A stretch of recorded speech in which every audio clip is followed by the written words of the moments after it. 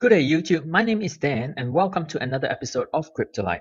The biggest news in the crypto space over the last 24 hours has been Mt Gox CEO Mark Karpeles self-initiating a Reddit AMA titled Ask Me Anything. For those who have been following our channel, we have been following the Mt Gox news very closely. Mt. Gox used to be the world's biggest crypto exchange back in 2013, but at the start of 2014, they suffered a massive hack that resulted in the company going bankrupt and resulting in one of the biggest market crashes in crypto history that lasted almost a year. The ghost of Mt. Gox came back again this year when it was revealed about 1 month ago that the trustee of Mt. Gox had almost $2.5 billion worth of Bitcoin and Bitcoin Cash, which he had sold over 400 million from December of 2017 to March of 2018. And as you already know, since January of this year, the crypto market has also seen one of the biggest crashes again, and the selling records of this trustee show that he sold at strategic low points of the market to try and crash the market even further. So there was panic in early March when this information was discovered and released, and where we are now is that the bankruptcy court hearing for the Mt. Gox case is due in September of this year. Although some people are speculating that the trustee cannot sell any more Bitcoin until September, there's no actual evidence of that, and some people are skeptical and worried that he may do another sell-off before September. Now, the CEO of Mt. Gox when it crashed was Mark Karpeles, and he did do 1 year in jail before being granted bail. But since the end of 2017, news began to leak out again that because of the inflation that had happened to Bitcoin, even if Mt. Gox sold all their seized assets to repay the original creditors, the excess would go to Mark Karpeles, who would own almost $1 billion worth of crypto. So obviously many people are unhappy with him and that he has become one of the most hated people in crypto space, maybe until today. Yesterday, he self-initiated and launched a Reddit AMA, which you can check out on Reddit, and it already has over 1,500 comments. A lot of these comments are hate comments with little value, but there were some important information from this Reddit AMA that I wanted to summarize and share with you. I do believe that as crypto investors, it is important for us to keep up with important news like this because these kind of news shape the crypto atmosphere which we are investing in. So to find out more about what this AMA content was all about, keep watching this video.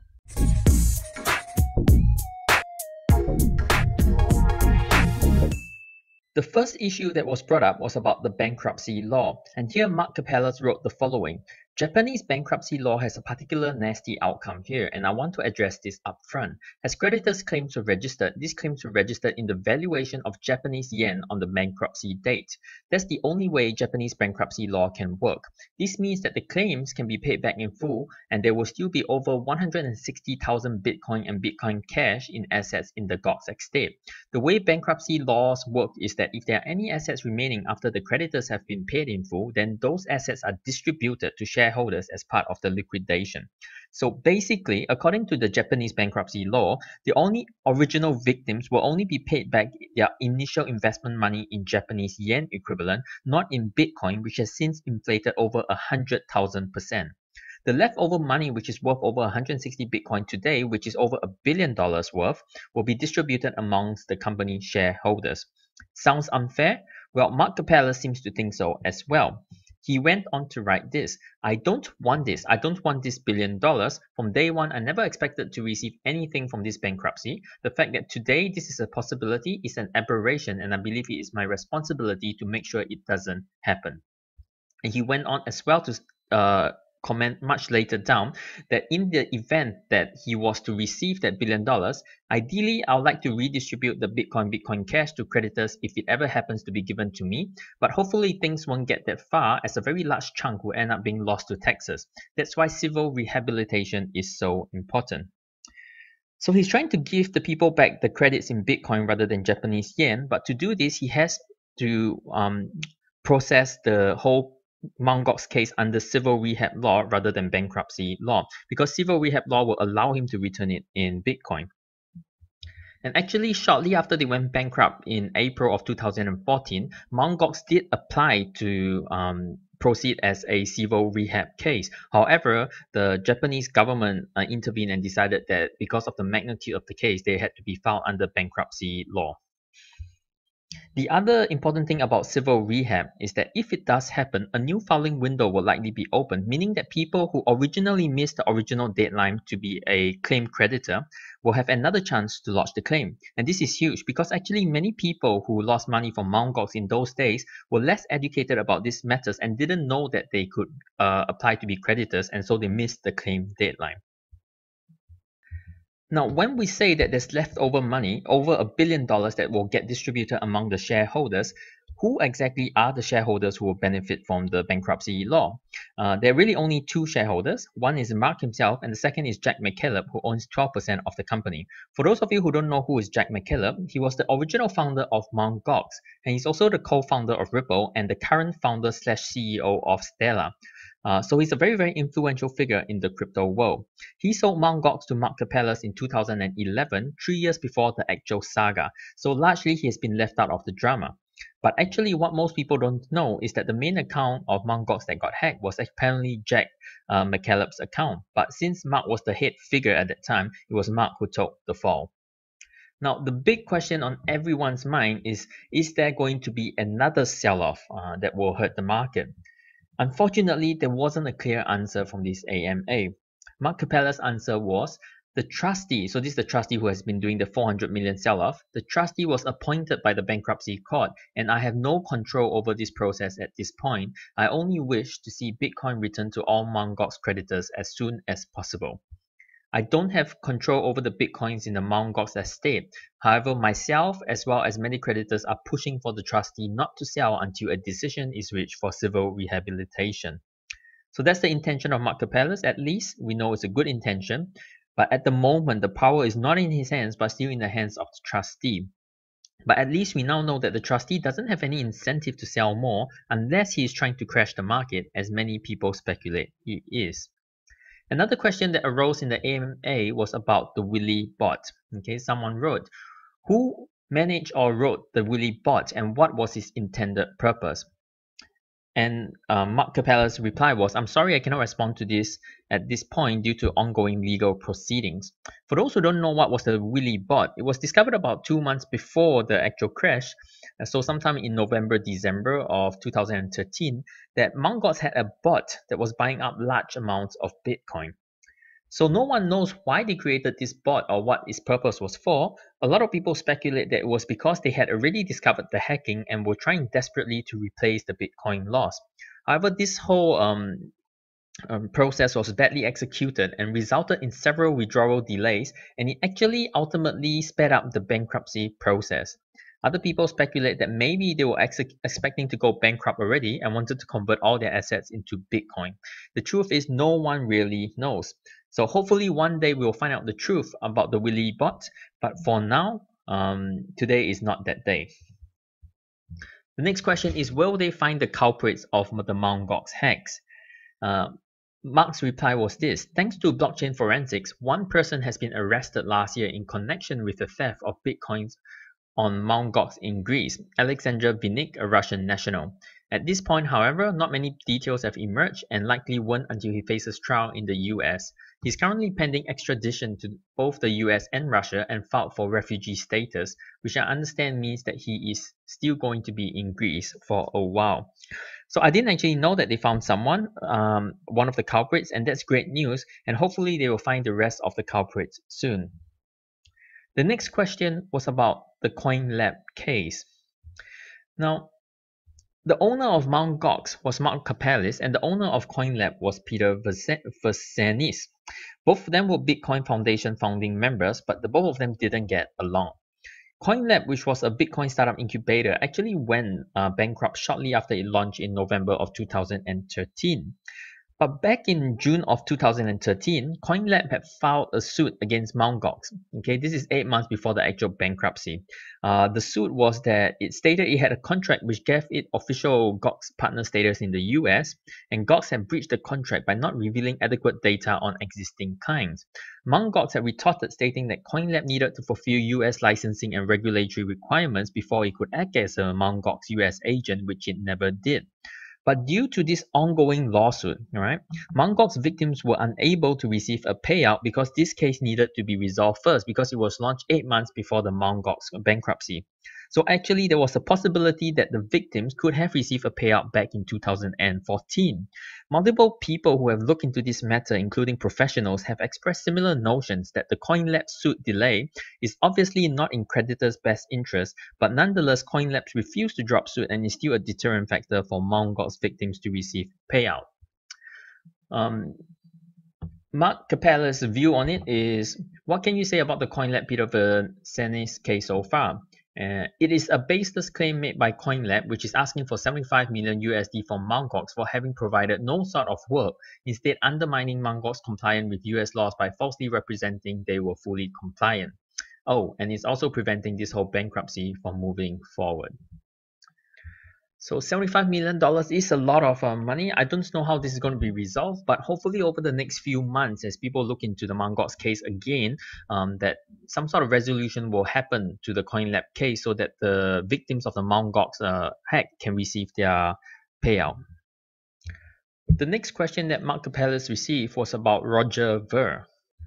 Now, who is Roger Ver? Roger Ver, in those days, back in 2014, he was a well-known Bitcoin enthusiast who had invested huge amounts in startup companies like Ripple. He invested over $1 million of Bitcoin, $1 million into startup companies like that, which was a very huge amount of money back then. And he was so popular and influential in the crypto community that he received the nickname of Bitcoin Jesus. Now, the thing is, when the Mt. Gox saga was just starting to be unveiled and there was people suspecting that Mt. Gox had been hacked, he did a video to defend them, stating on hindsight what is lies that led people to believe that there was no hacking. And because he was so influential, many people followed his advice and continued to keep their assets on Mt. Gox, and this resulted in huge losses. His actual video is less than a minute long, it's 50 seconds, and so I'm going to show it to you now. I'm Roger Ver, longtime Bitcoin advocate and investor. Today I'm at the Mt. Gox World Headquarters in Tokyo, Japan. I had a nice chat with Mt. Gox CEO Mark Karpeles about their current situation. He showed me multiple bank statements as well as letters from banks and lawyers. I'm sure that all the current withdrawal problems at Mt. Gox are being caused by the traditional banking system, not because of a lack of liquidity at Mt. Gox. The traditional banking partners that Mt. Gox needs to work with are not able to keep up with the demands of the growing Bitcoin economy. The dozens of people that make up the Mt. Gox team are hard at work establishing additional banking partners that eventually will make dealing with Mt. Gox easier for all their customers around the world. For now, I hope everyone will continue working on Bitcoin projects that will help make the world a better place. Now, I've got an old comment that was taken from an old post from Bitcoin Pub, but I'll read it out to you because it gives you an idea of the damage that Roger Ver's video did. This is from Takumi. Sad thing is you only see the positive side of him. Back at the Mt. Gox event, he's the one that told everyone that Mt. Gox was fine, just be patient, and a few days later Mt. Gox collapsed and I lost all my Bitcoins, continued to leave my Bitcoin on the exchange. I could have been a millionaire with the amount of Bitcoins I had. A lot of people speculated that Roger Ver had been paid off by Mt. Gox to read a script and mislead people, and others are also accusing him of removing his Bitcoin ahead of the crash, although for this particular claim or accusation, there is no concrete evidence to my knowledge. Anyway, there still remains a lot of anger towards this issue. Someone asked, Crypto Kitty Killer asked, why did Roger Ver state that Mt. Gox was liquid and that he was provided proof of such when it was quite obvious that it was not? What was his motivation to do so, and what was your motivation to put him up to it? Mark Karpeles' answers was, at that time it wasn't obvious. And Crypto Kitty Killer said, it wasn't obvious you had 650,000 Bitcoin stolen. Someone could take almost 3/4 of your money and you merely didn't notice when supplying evidence to people that you are in fact liquid. I'm not sure what kind of bookkeeping you were doing, but he claimed he saw proof that you were liquid, so either you supplied false proof or he lied on your behalf. So unfortunately, even in the AMA, this issue of Roger Ver came up several times, but the answers weren't satisfactory and a lot of people were still very angry about this issue. So there's a really big unresolved issue for many people. Now, coming towards the end, the AMA itself did have candid moments, and a lot of this revolved around people asking Mark how was his time in jail, because he spent a year in jail. And these are his responses. Poor service, bad food, would not recommend. I'm innocent, proving this in front of a Japanese court is a challenge, but I'm not giving up. I lost 35 kilograms in 4 months. I wouldn't recommend this to anyone. And yes, lunch was actually 2 breads with jam, strawberry, orange, so there'll be some variation and a small extra. I'll write more about this eventually. And if you look at his photos before and after, he certainly lost a lot of weight. You gotta feel a bit sorry for this guy at some point. Finally, I want to end with his last 2 paragraphs from the opening post. I'm an engineer at heart. I want to build things. I like seeing what I build being useful and people being happy using what I build. My drive from day one has been to push the limits of what is technically possible, and this is the main reason I like and have been involved with Bitcoin in the first place. When I took over Mt. Gox, I never imagined things would end this way, and I'm forever sorry for everything that's taken place and all the effect it had on everyone involved. Hopefully, I can make what I've learned in this experience useful to the community as a whole, so they can at least be something positive at the end. It's up to you whether you believe Mark Karpeles and his innocence or not. Personally, I think he's going through a terrible time, and I wouldn't wish for his current situation on my worst enemy.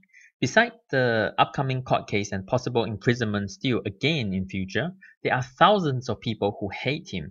And I didn't read all or any of the hate comments out loud, but there were some really inappropriate comments asking him how long does he think he has before someone kills him, or has he thought of suicide, etc. Now, I think irregardless of whether we think he's guilty or just backpedaling, it reflects very badly on the person who speaks like that, not on him. I do understand a lot of people were hurt and suffered terribly from the Mt. Gox loss, and my condolences to them, and I'm very happy to know that it seems either way of the court ruling, whether it's civil court or civil rehab or whether it's bankruptcy law, some justice is going to be done, and the people who suffered, the victims, will get some compensation back, which is great. Now, monetary compensation and a humble attitude from Mark cannot make up for all the lost opportunities and sufferings that the victims went through, but at least it's a start. So if you must, do let him know how disappointed you are and give him the chance to apologize to you personally, but do it civilly. That's my personal opinion. Alright guys, thank you so much for joining us for this update. Do keep your eyes on the Mt. Gox situation. This is not the end for sure, and it will probably still affect the market in a big way at some point. As always, we will keep you guys updated when we hear new important information, so give us a like and subscribe if you haven't already to make sure you don't miss out on any of our latest content. Have a great day wherever you are, and we will catch up again with you soon.